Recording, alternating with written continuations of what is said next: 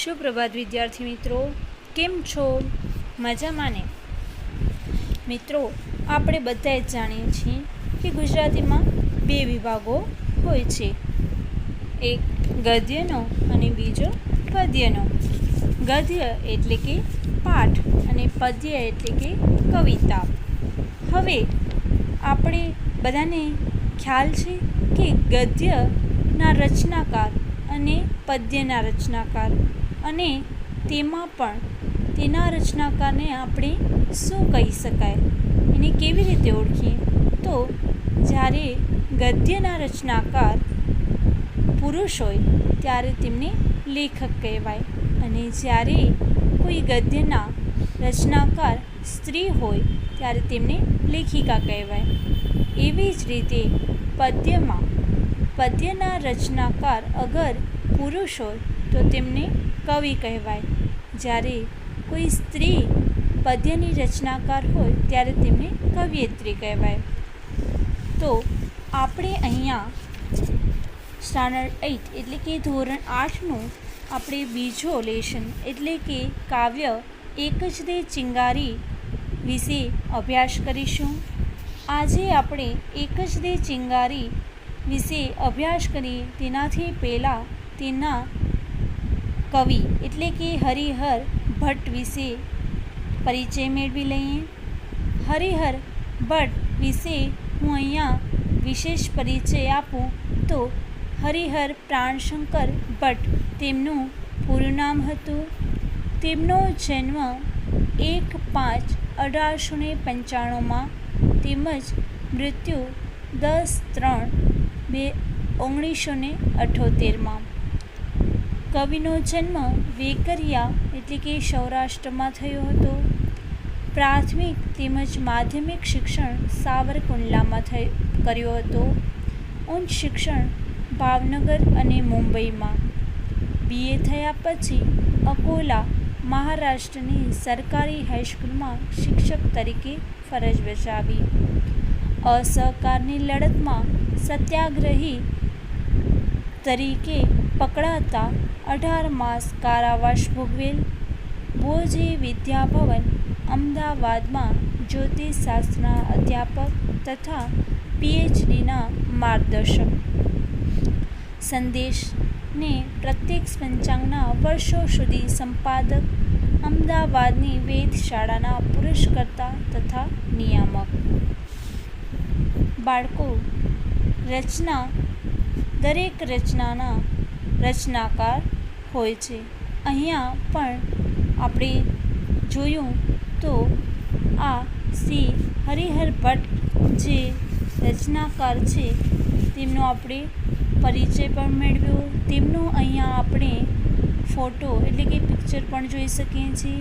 આ હરિહર પ્રાણશંકર ભટ્ટ છે, જેના વિશે આપણે અહીંયા પરિચય લીધો.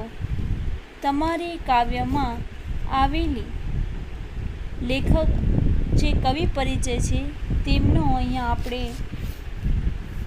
જોઈ લઈએ. હરિહર પ્રાણશંકર ભટ્ટ અમદાવાદના વતની હતા. તેઓ અધ્યાપક હતા. કેટલોક સમય તેમણે વેધશાળાનું સંચાલન કરેલું. ખગોળ અને ગણિતના પુસ્તકો ઉપરાંત સુંદર કાવ્યો પણ લખેલા છે. હૃદયરંગ એમનો કાવ્ય સંગ્રહ છે. કાવ્ય સંગ્રહ એટલે કે તેમાં ઘણા બધા કાવ્યો છે જેનો સંગ્રહ છે. હવે આ હૃદયરંગ તેમનું નામ છે. એક જ દે ચિંગારી આ પ્રાર્થના કાવ્યમાં કવિ પ્રભુ પાસે ધન વૈભવ કે સત્તા મહત્તા યાચતા નથી. મહાનલરૂપી પરમાત્મા પાસેથી એ તો માત્ર એક જ ચિંગારીની અપેક્ષા રાખે છે. કેવી નમ્ર છતાં ભવ્ય રચના. બાળકો, કોઈ પણ કવિતા અથવા પાઠ તેમનો પ્રકાર હોય છે. અહીંયા જે કવિતા છે તેમનો કાવ્ય પ્રકાર છે પ્રાર્થના ગીત. અહીંયા કવિ આ પ્રાર્થનામાં ભગવાન પાસે શું માંગે છે? તો ભગવાન પાસે, પ્રભુ પાસે ધન વૈભવ કે સત્તા મહત્તા યાચતા નથી. તેમને કોઈ પણ જાતની લાલચ કે કોઈ પણ પ્રકારનું પદ નથી જોઈતું. તેને માત્ર ને માત્ર એક ચિંગારી જોઈએ છે. તે માત્ર ને માત્ર એક ચિંગારીની અપેક્ષા રાખે છે. કેવી નમ્ર છતાં ભવ્ય રચના છે. તો બાળકો, ચાલો હવે આ કાવ્યનો આપણે વિસ્તારપૂર્વક અભ્યાસ કરીએ.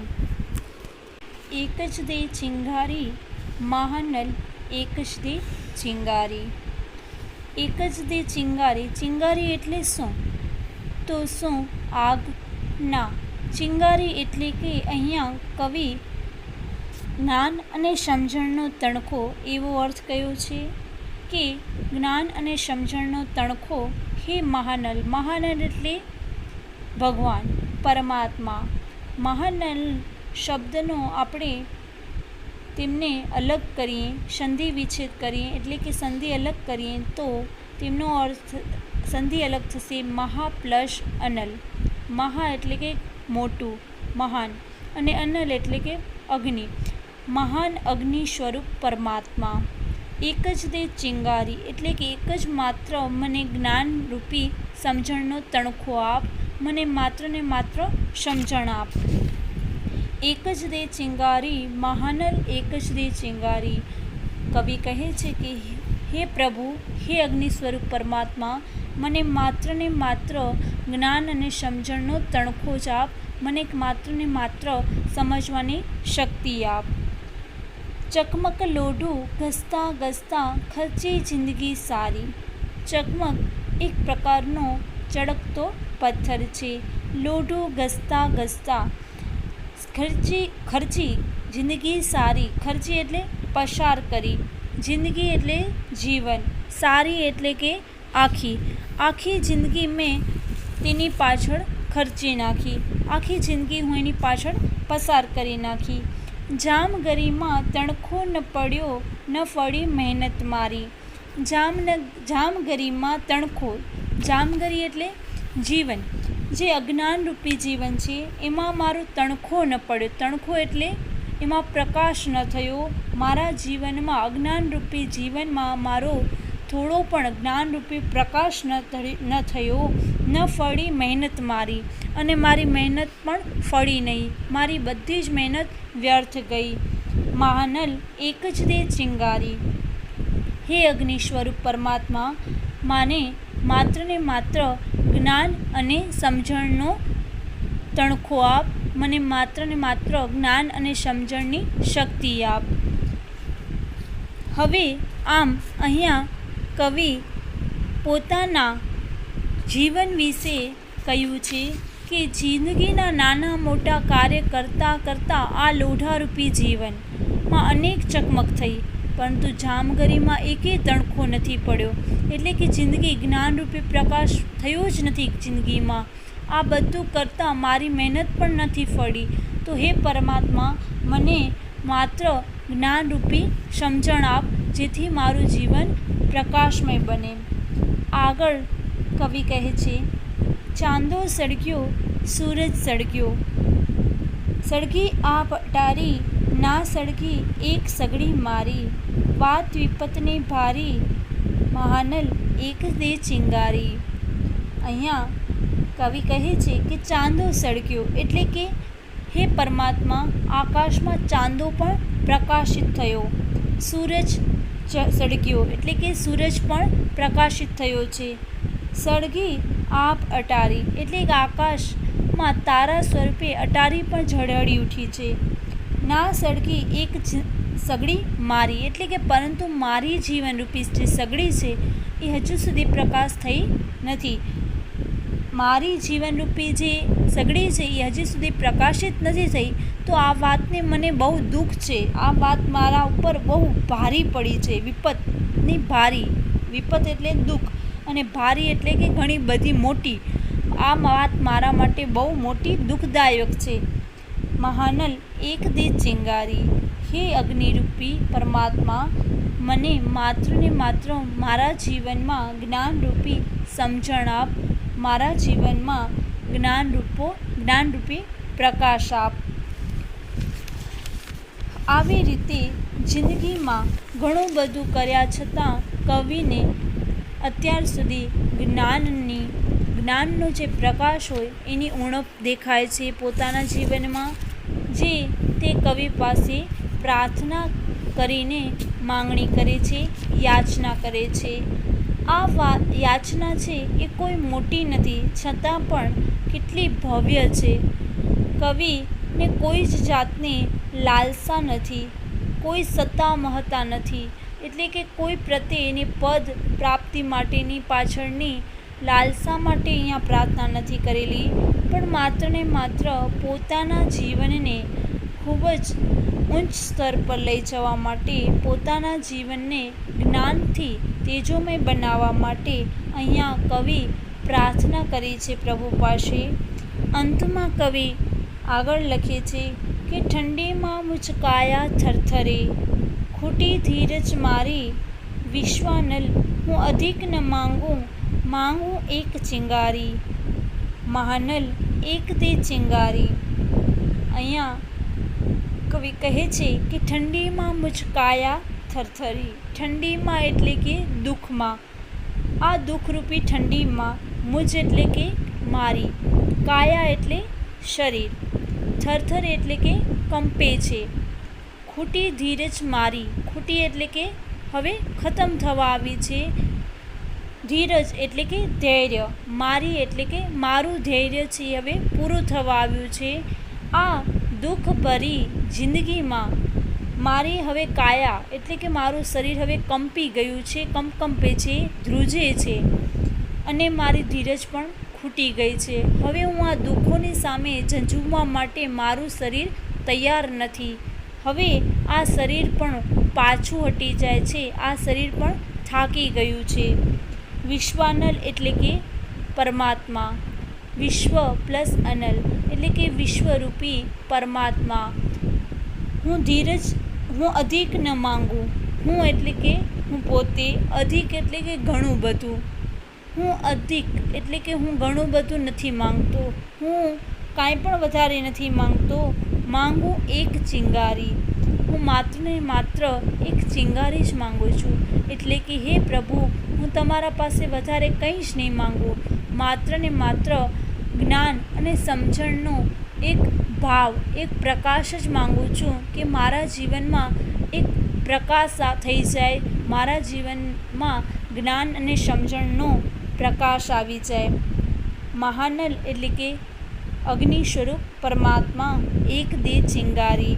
હે અગ્નિ સ્વરૂપ પરમાત્મા, મારા જીવનમાં જ્ઞાન અને સમજણની શક્તિ આપી દે, મારું જીવન તેજોમય બનાવી દે, મારા જીવનને જ્ઞાનથી પૂર્ણ બનાવી દે, મારા જીવનમાં સમજણની શક્તિનો એક પુંજ બનાવી દે.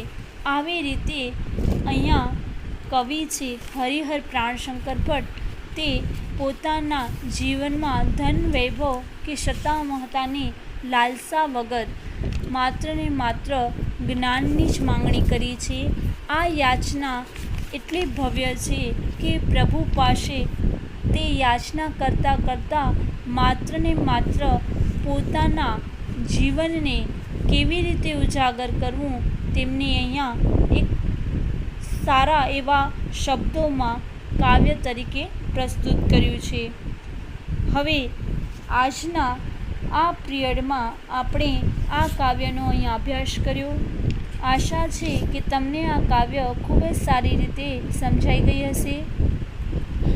આ પિરિયડનું આપણે આજનું હોમવર્ક પણ નોંધી લઈએ. આજના આ પિરિયડનું હોમવર્ક તમારે આ કાવ્યની જે શબ્દ સમજૂતી છે તે તમારે તમારી નોટબુકમાં લખવાની છે. આ શબ્દ સમજૂતી લખતાની સાથે સાથે વાંચવાની પણ છે, યાદ પણ રાખવાની છે. તમારી અભ્યાસમાં ભાષા સજ્જતા એટલે કે તમારે વ્યાકરણનો જે વિભાગ આપ્યો છે, જે શબ્દ સમજૂતીની નીચે તમારા પાસે અગર પુસ્તક હોય તો તમે જોઈ શકતા હશો. તો તેમાં ભાષા સજ્જતામાં સ્વર અને વ્યંજન જે એક ટોપિક છે એ પણ તમારે વાંચવાનો છે, અને તેનો વિશે જે લખાણ આપેલું છે અહીંયા તે પણ તમારે તમારી બુકમાં પાછળના વિભાગમાં એટલે કે તમારી જે બુક બનાવી છે ગુજરાતીની એના પાછળના ભાગમાં બીજા પાર્ટમાં જે આપણે દર વખતે બનાવીએ છીએ એવી રીતે બનાવી નાખવાનું છે. અને આ જે પાછળના બીજા વિભાગમાં આ ભાષા સજ્જતામાં જે સ્વર અને વ્યંજન વિશે લખેલું છે તે તમારે ઉદાહરણ સાથે લખવાનું છે. કેટલું લખવાનું છે તેમના ફોટા હું મોકલાવું છું, તો તમે એમાંથી જોઈને સારા અક્ષરોમાં લખી નાખજો. અને શબ્દ સમજૂતી તમારે આગળના જ વિભાગમાં લખવાની છે જ્યાં તમે લેશન એટલે કે સ્વાધ્યાય લખશો. તો આ પિરિયડમાં આપણે આટલું રાખીએ. Thank you.